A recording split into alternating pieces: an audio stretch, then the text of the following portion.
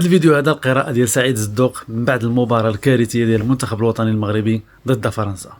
تابع الفيديو. الفريق الوطني المغربي توقفت مسيرته في ربع نهاية كأس العالم أمام المنتخب الفرنسي من بعد ما انهزم ب2-0، وهي نفس الحصة اللي انهزمنا بها أمام المنتخب الفرنسي في نصف نهاية كأس العالم بقطر.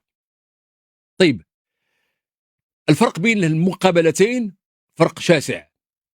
علاش؟ لأنه هذه المقابلة هذه يمكن نقول بأنه ما كناش حاضرين فيها بتاتا، ولكني خلينا نشوفوا المنطلق ديال المقابله.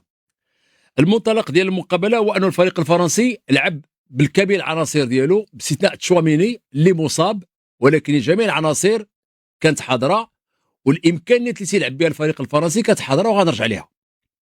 بالنسبه للفريق الوطني المغربي لقينا تغييرات لما تيدخل انس صلاح الدين، بمعنى انه تياخذ الجهه اليسرى. لما تيدخل الى جانبه ايضا المزراوي، بمعنى المزراوي يدخل وسط الميدان وسط الدفاع، بمعنى هذه لاول مره المزراوي سيشارك في وسط الدفاع. هو لاعب منذ البدايه، سبق له دار هذه العمليه في اخر مقابله ضد هولندا، ولكن كنا لعبنا يعني مده طويله. الان تيدخل كقلب دفاع الى جانب ديوب، اضافه للتغيير اللي وقع اخر هو دخول الطالبي. الطالبي، دياز، الخنوس ما عرفناش شكون فيهم كله فين تيلعب. يمكن معروف تيلعب دياز في الجهه اليمنى، ولكن الخنوس والطالبي يعني ما ظهرش شي واحد على الاقل بحال اللي كان تيدير السيباري، انه تيمشي يتقدم شويه عند المدافعين باش يعني يشوش عليهم كما تنقولوا في الكره، او انه يخلق لهم واحد النوع من المتاعب.